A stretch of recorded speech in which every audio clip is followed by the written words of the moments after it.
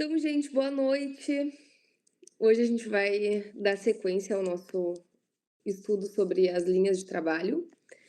E a gente viu algumas na semana passada, e a minha ideia é que a gente consiga ver as que faltaram hoje, tá? Então, a gente parou nos canoeiros e agora eu vou seguir pela linha de trabalho dos marinheiros. Então, os marinheiros, eles são aqueles que fazem o transporte e é uma linha de trabalhadores que trabalha na água salgada. Enquanto os canoeiros trabalham na água doce, os marinheiros vão trabalhar na água salgada. Então, eles fazem amparo e transporte de pessoas e de cargas em operações marítimas e eles utilizam muito o mar para fazer esses tratamentos, justamente porque o mar tem essa energia que ajuda a descarregar, a limpar, a tratar, e isso não é algo que é novidade para qualquer um de nós, né? Eu acredito que todos nós, quando a gente vai até a praia, quando a gente dá um mergulho no mar, quando a gente entra em contato com aquela água, com toda aquela energia, a gente já se sente revigorado. Quando a gente toma um banho de mar, parece que a gente toma um banho de ervas, de sal, de tudo, porque realmente muda a nossa energia. E isso não é algo, não é uma percepção ilusória nossa, é porque isso realmente acontece. E eles utilizam essa linha, utiliza muito dessa potência do mar para fazer os tratamentos. Então, eles não fazem só o transporte, eles fazem também a cura dos espíritos que são encaminhados até eles. Então, eles são os descarregadores energéticos mais potentes da dimensão astral. E também por isso que é muito comum a linha dos marinheiros vir como uma segunda linha dentro de um trabalho de terreiro. Por exemplo, tem a primeira linha, que vai ser a linha de Exus e Pombogiras, exemplo, linha de esquerda, que vão lá, vão atender todo mundo, vão fazer contato com encarnados e desencarnados, que são pessoas que têm muita negatividade, vão tratar aquilo, vão dar estímulo para que eles mudem. E aí depois, quando termina esse trabalho da primeira linha, vem os marinheiros para fazer essa limpeza, esse transporte do que ficou, essa cura daqueles espíritos enfim, que estavam sofrendo e precisavam de amparo. E a gente vê muito esse tipo de trabalho acontecendo. E eles também utilizam essa água para higienizar, para limpar esses espíritos, na mesma coisa que eu falei sobre os canoeiros, de limpar larvas astrais, de limpar feridas, infecções e tudo que pode estar associado àquele corpo astral, eles conseguem fazer esses tratamentos. É muito comum da gente ver quando eles vêm em terra, que a gente vê o espírito incorporado, eles cambalearem, parecerem meio bêbados. Mas, na verdade, isso acontece justamente por esse arquétipo deles, né, de serem marinheiros, de estarem no mar, e o mar ter essa questão do balanço, de estar sempre buscando um equilíbrio. E por isso que a gente muitas vezes vê eles mantendo esse balanço, principalmente quando estão assentando a incorporação, naqueles primeiros minutos, assim, que vão trabalhar com o médium. Isso é bem visível de se ver. Eles também são guardiões de prisões, tá? Geralmente alocadas em áreas costeiras. O que são essas prisões, tá? Tem espíritos que eles vão conseguir ser encaminhados e não ficarem tão afastados de outras zonas umbralinas ou até mesmo de zonas de pessoas encarnadas, tá?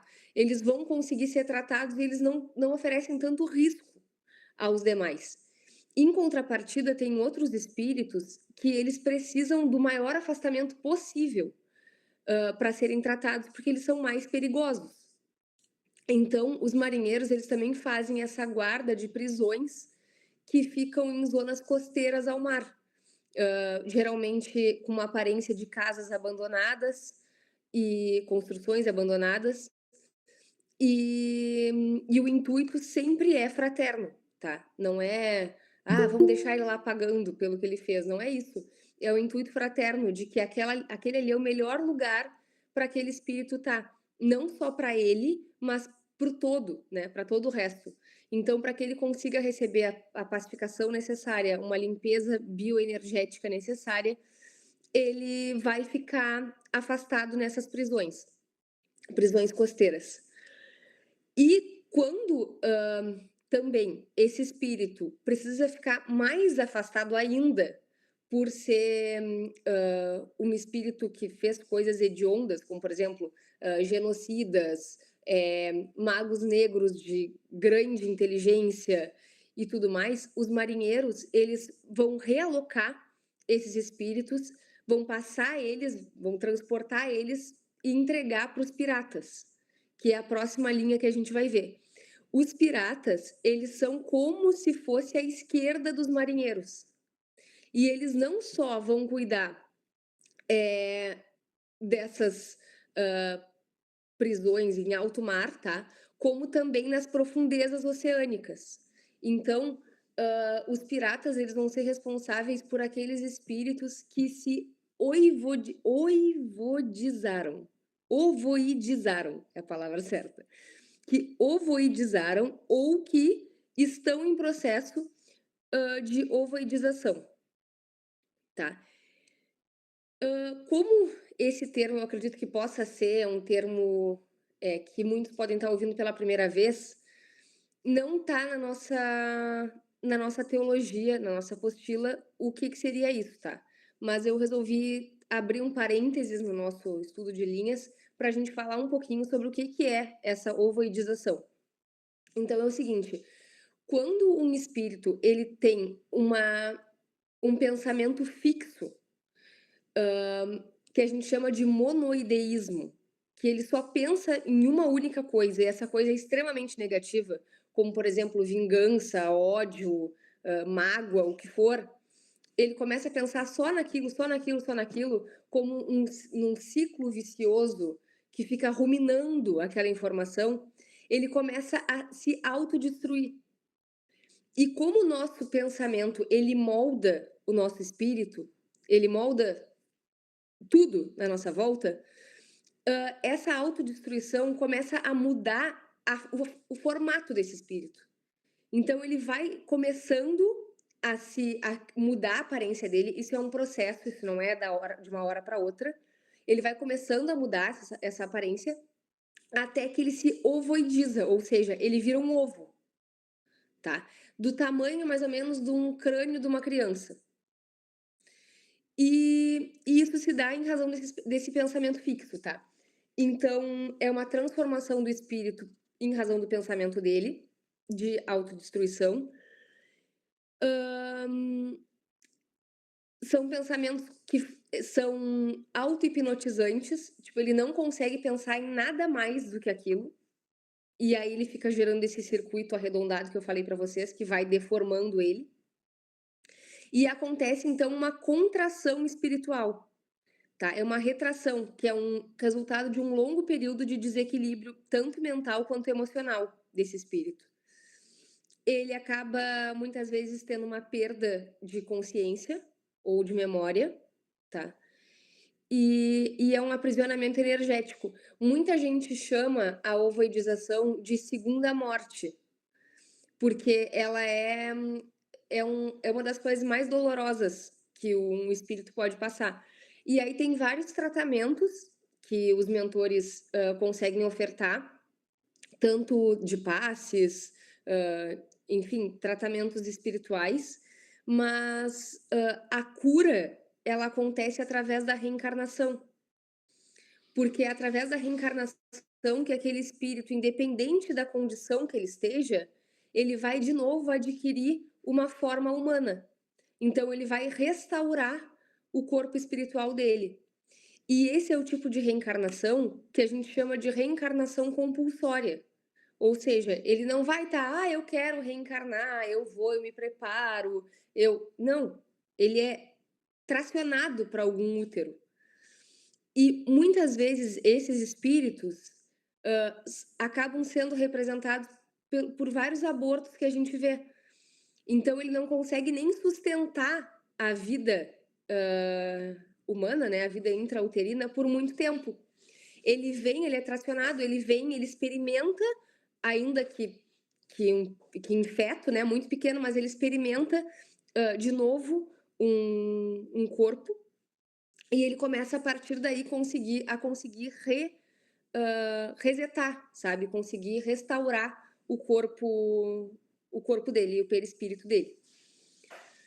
Hã, muitos obsessores, tá, assediadores conscientes, utilizam desses, espíritos ovoidizados também para serem sugadores energéticos. Então utilizam deles para fazer conexões mentais entre a pessoa que eles querem assediar e esse espírito ovoidizado.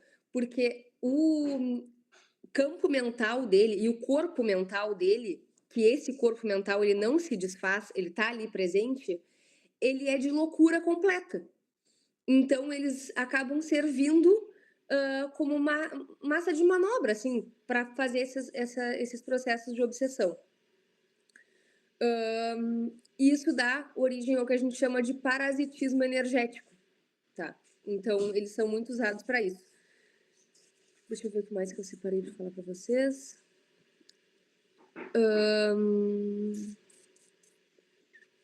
Então, os mentores podem fazer choques anímicos, né, para tentar despertar esses espíritos, a depender do nível de ovoidização que eles tiver.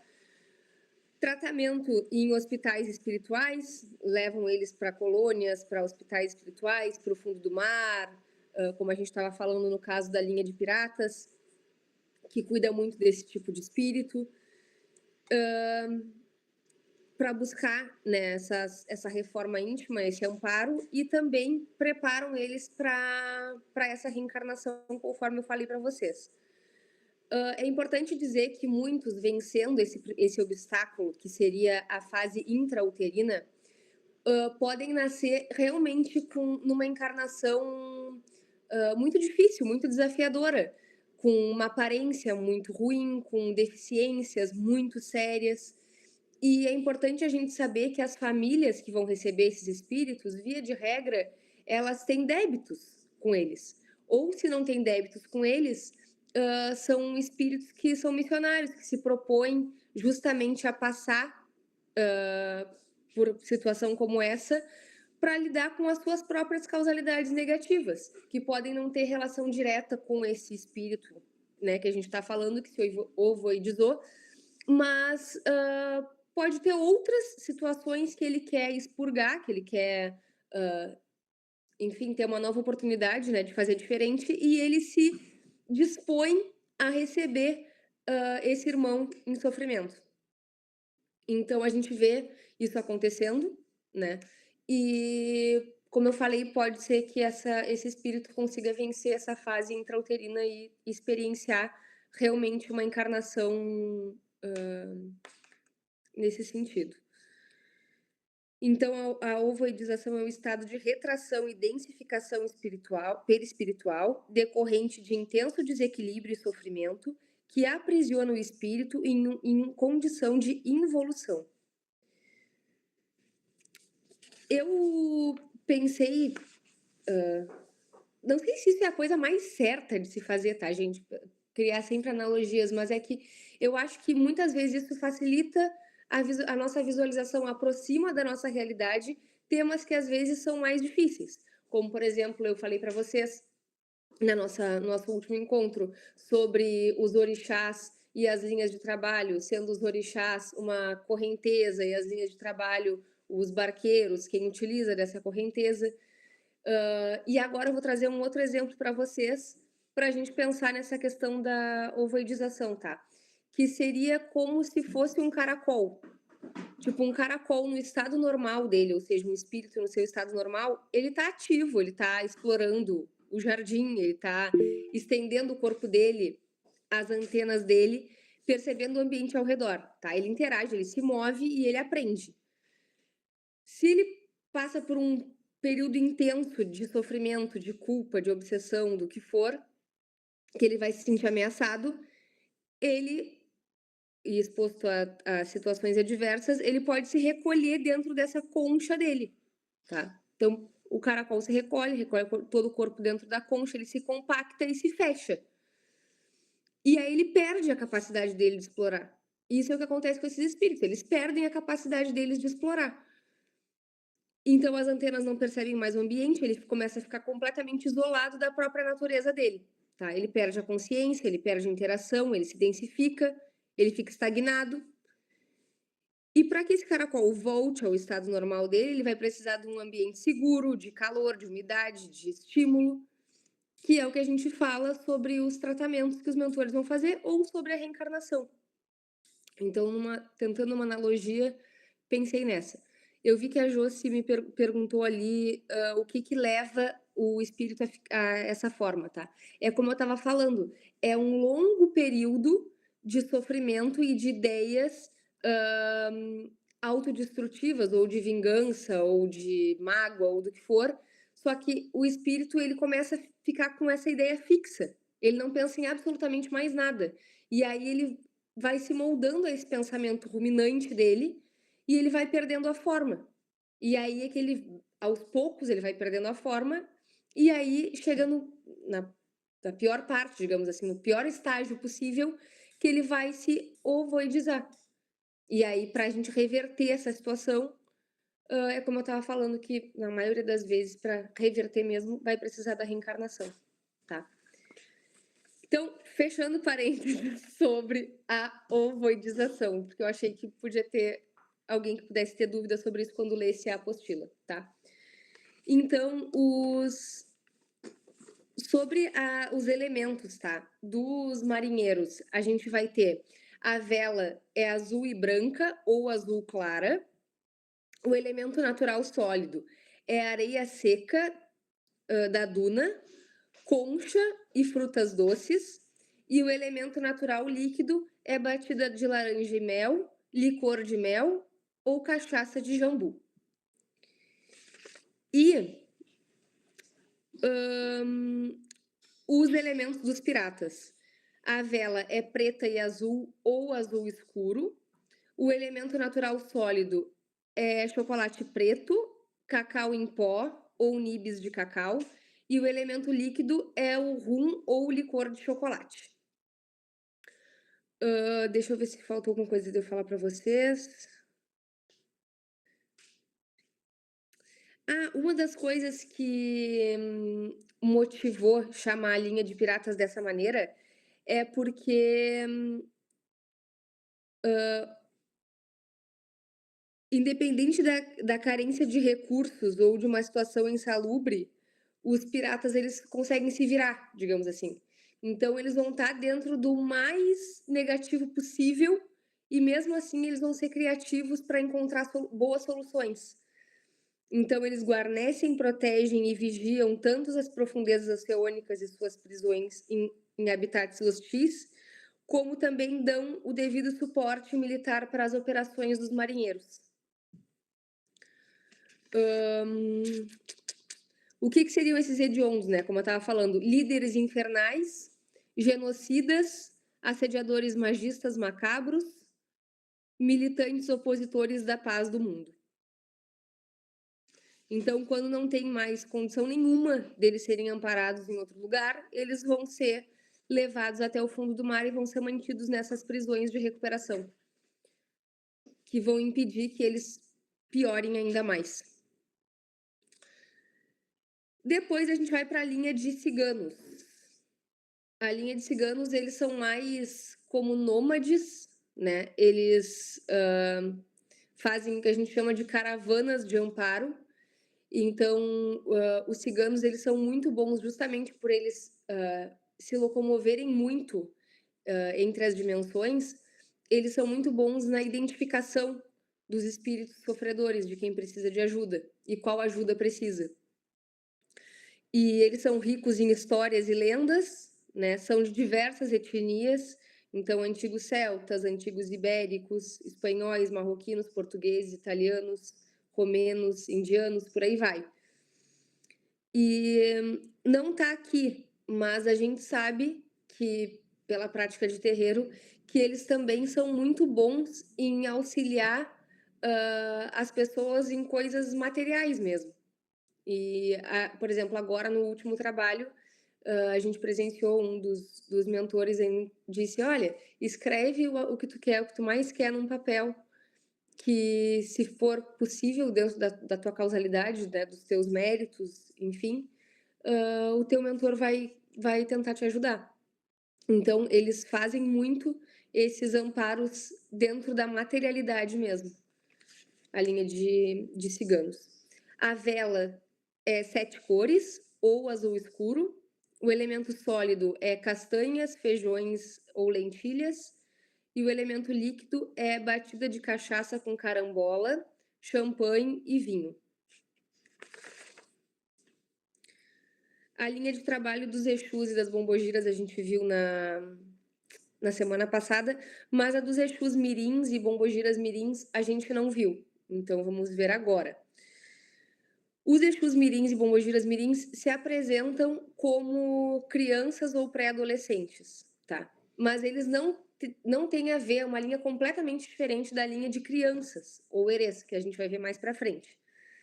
Então eles são falangeiros que realizam o tratamento íntimo, falando sobre a negatividade, né, tratando relacionado com a negatividade de espíritos endurecidos e que necessitem de facilitação cognitiva, simplificação, descomplicação dos aspectos negativos que estão impedindo eles de purificar esses vícios. O mirim vem, significa, né, na língua indígena, objeto pequeno, pessoa, animal, objeto pequeno. Então dá a ideia dessa apresentação também que eles têm em forma de criança ou de pré-adolescentes.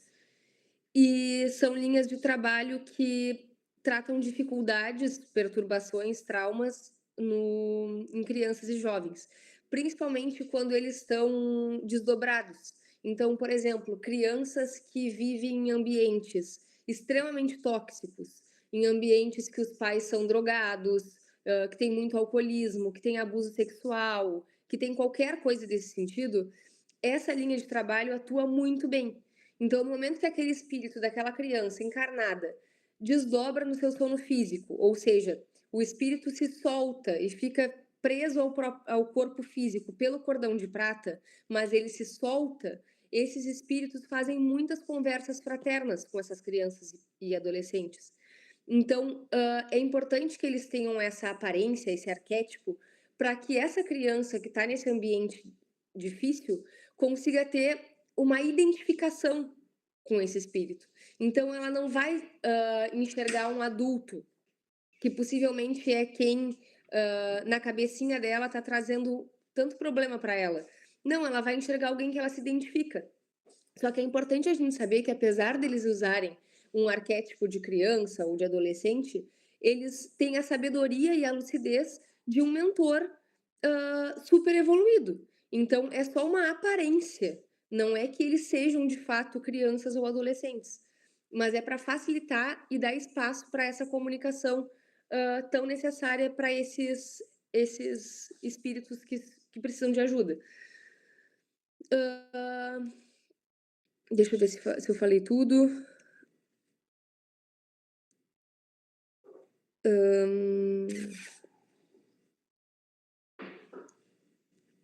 Uma coisa que eu anotei aqui para falar para vocês também é que, assim como eu explico que um mentor vai se plasmar, ou seja, vai ter uma aparência de uma criança, de um adolescente, mas não que de fato ele seja uma criança ou um adolescente, isso também acontece com os obsessores, tá? Os que são inteligentes, eles também conseguem se plasmar de algo que eles queiram, porque o se plasmar nada mais é do que um pensamento bem direcionado, tá? Então eles direcionam o pensamento para terem aquela aparência e eles têm a aparência.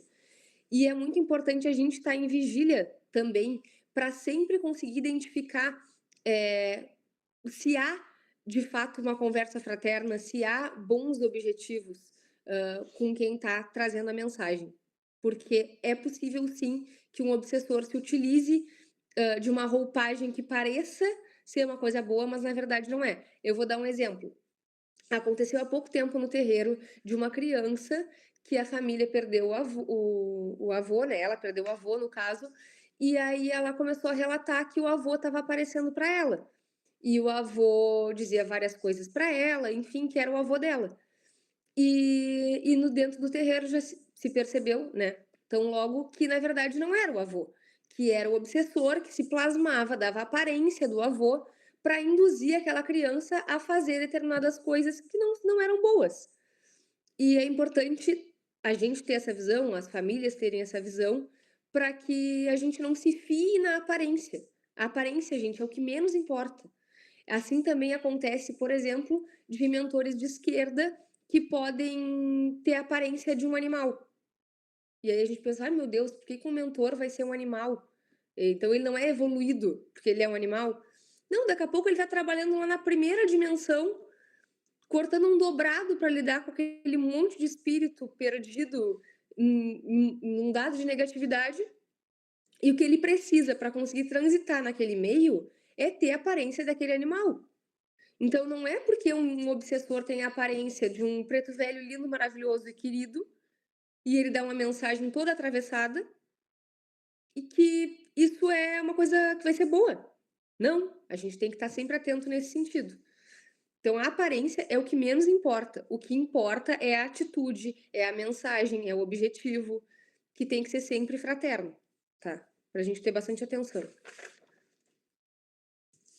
E isso também se apresenta quando a gente vai estar na questão da passividade das incorporações. Principalmente quando tá fora do terreiro, porque fora do terreiro a gente está fora do nosso centro de cuidado, né? A gente está exposto.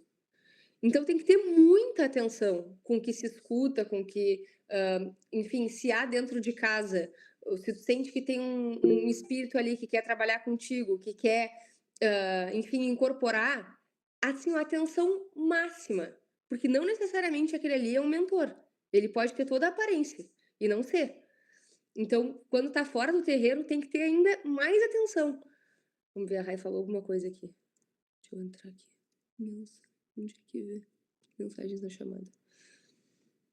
Inclusive se plasmar como guia. Exatamente. Exatamente isso. Que era o que eu estava falando agora. Bom, seguindo.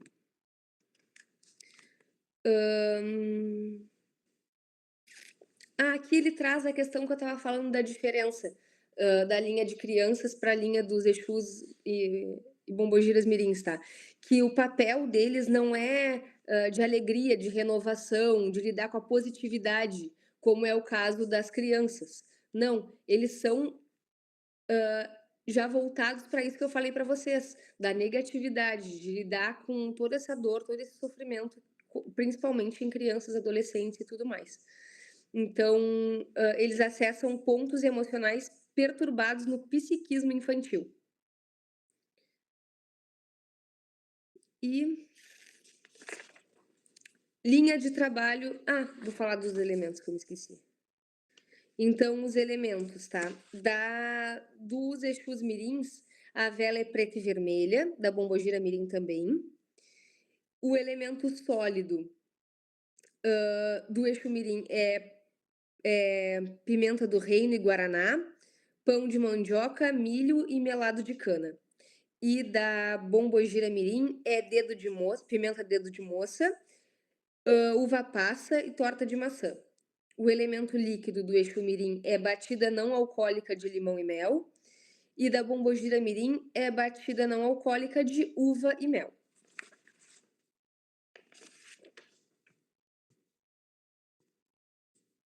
Deixa eu ver se alguém falou mais alguma coisa. A Josi, já aconteceu comigo em projeção. Bateram na porta se dizendo ser meu filho, abri e era um obsessor. Só sei que parti pra cima dele e me acordei. Muito bom. Bom, linha dos baianos. A linha dos baianos realiza tratamento íntimo a partir da identificação e dissolução de obstáculos, desfazendo ambientações sutis negativas do caminho espiritual e vida de seus consulentes. Eles têm uma característica interiorana e rezadora, muitas vezes se parecem até com pretos velhos, às vezes, na incorporação, mas pelo sotaque dá para ver bem que não é.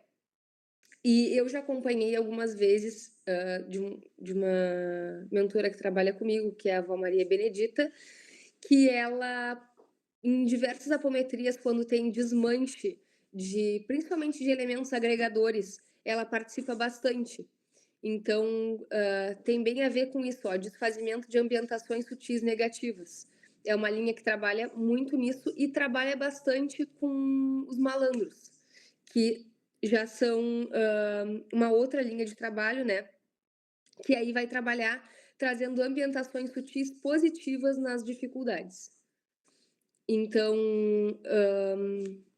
a linha dos baianos vem bastante na dissolução desses obstáculos. E em termos de elementos, a vela é amarela e vermelha, ou só vermelha. O elemento sólido é amendoim e cocada. E o elemento líquido é batida de coco com banana passa, ou licor de coco, ou licor de banana.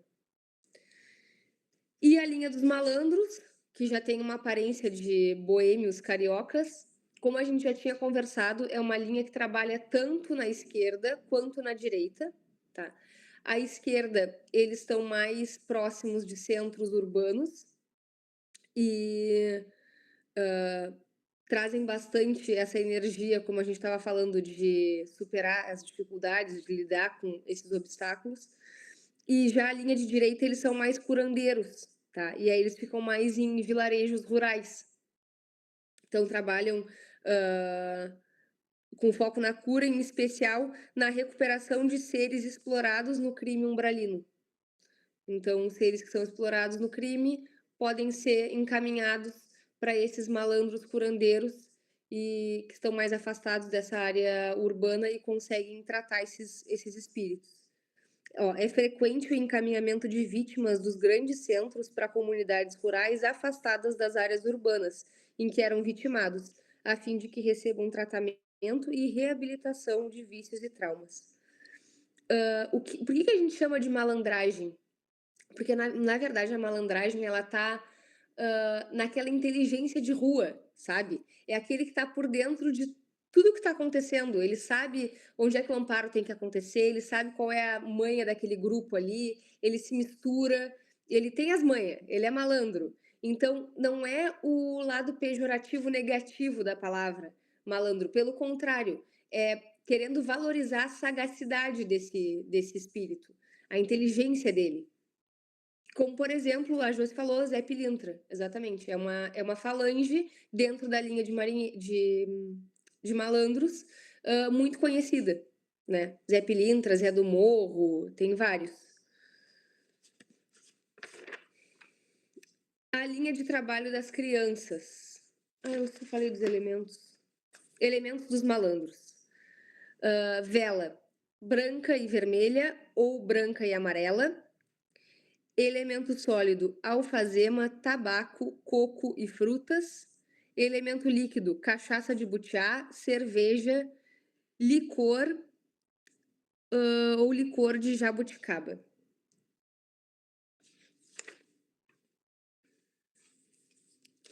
Linha de trabalho das crianças.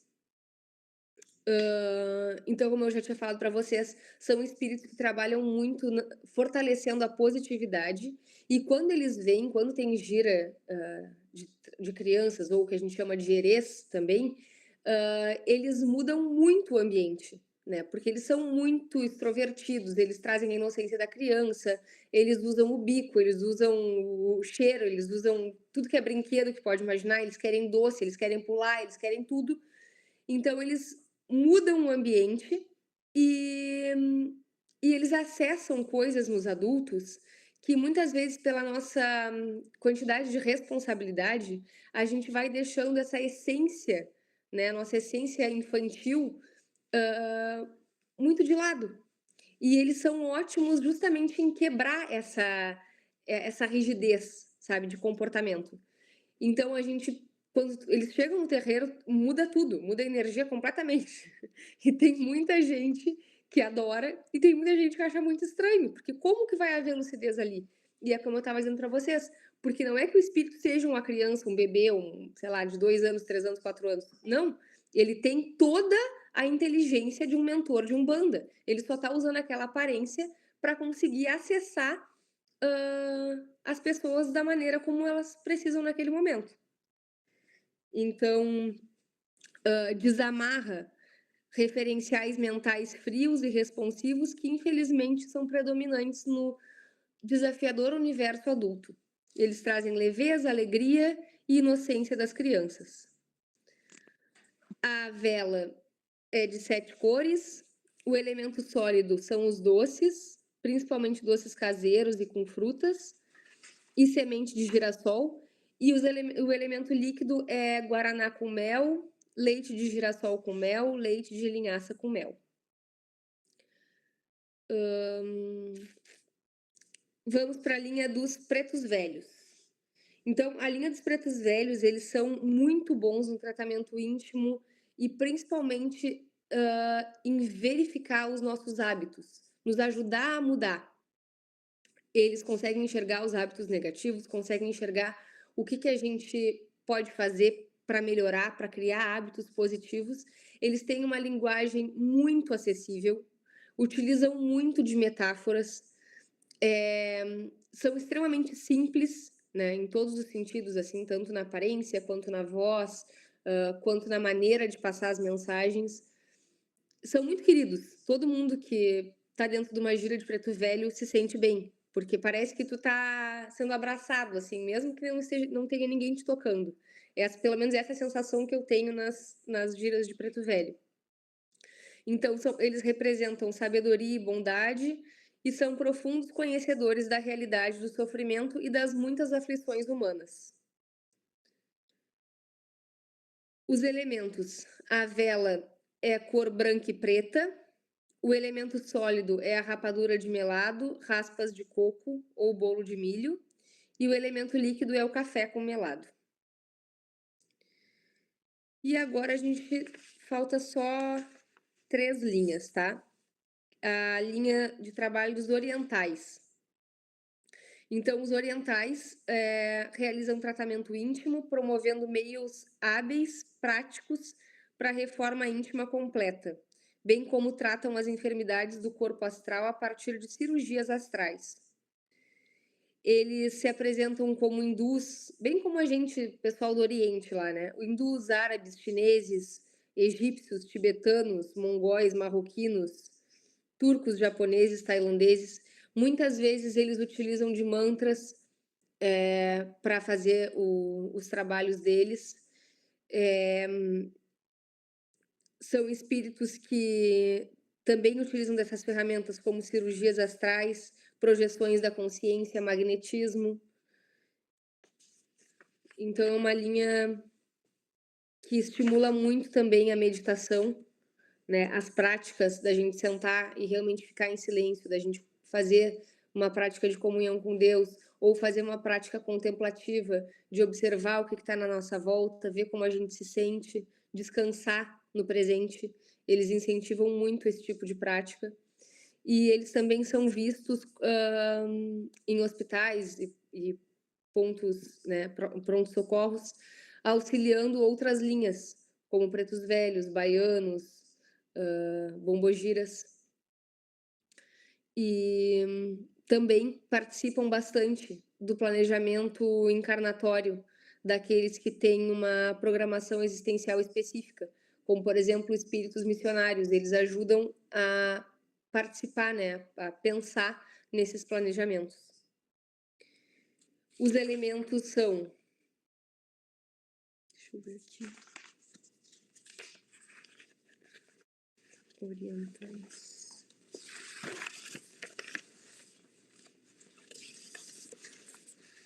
Os elementos são: a vela é cor laranja ou dourada.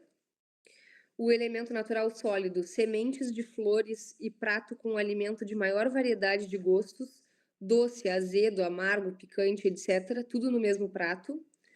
E o elemento natural líquido é batida de leite de damasco ou castanhas com gengibre e canela. E vamos para a linha dos alquimistas. falangeiros que realizam um tratamento íntimo, auxiliando na purificação da aspiração das consciências em relação ao mundo, agindo em favor de uma reforma íntima completa dos espíritos, tanto encarnados quanto desencarnados, e são atuantes, aparecem muito nos bastidores da Umbanda. Por isso que a gente vê menos esse tipo de linha como uma linha principal de trabalho, como, por exemplo, hoje a gente vai trabalhar com a linha de alquimistas. Isso é difícil de acontecer, porque eles estão mais nos bastidores. Há um desapego à forma, então, por exemplo, o caboclo, via de regra, se apresenta como um índio, o preto velho, via de regra, se apresenta como um negro escravizado. Eles não têm tanto isso, eles não têm uma forma específica que eles costumam se apresentar. É como eles querem se plasmar e é isso aí. Então, é um desapego à forma. E operam em alquimia pura, fazendo transformação da pedra em diamante. Então, o que seria essa frase, né? Transformação da pedra em diamante. É o que a reforma íntima faz.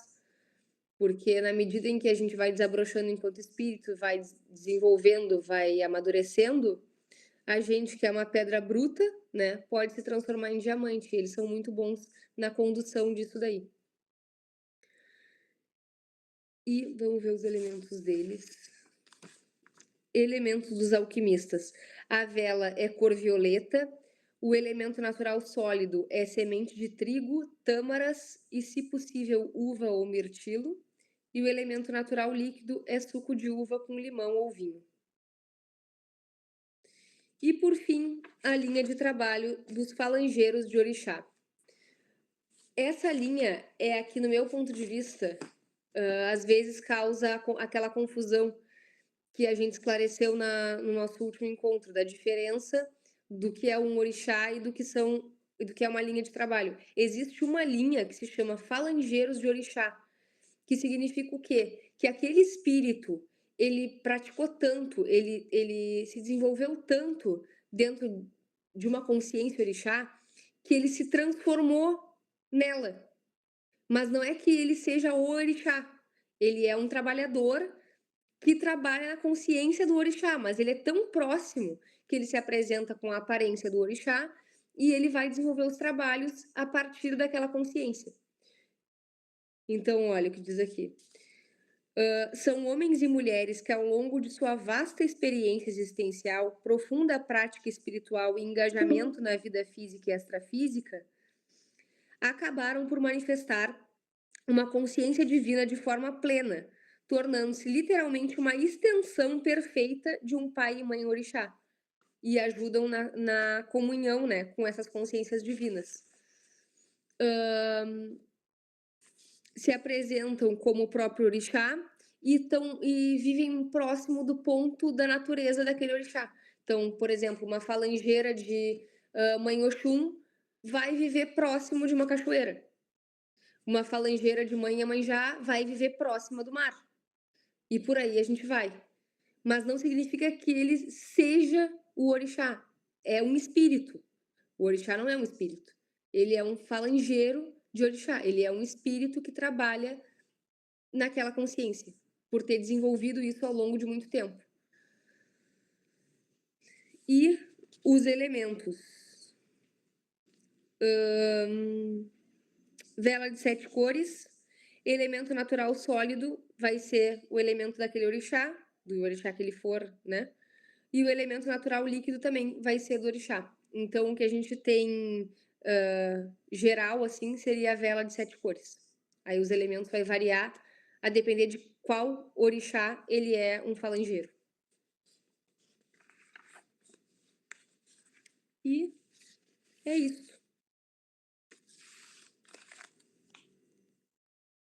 Ó, a Rai botou aqui, ó. O orixá é energia luz e o falangeiro uma energia do gerador. Isso aí, usando a ideia das analogias. Então a minha parte eu já falei tudo. Daí, se o Lucas quiser fechar a gravação, a gente já pode começar as nossas trocas.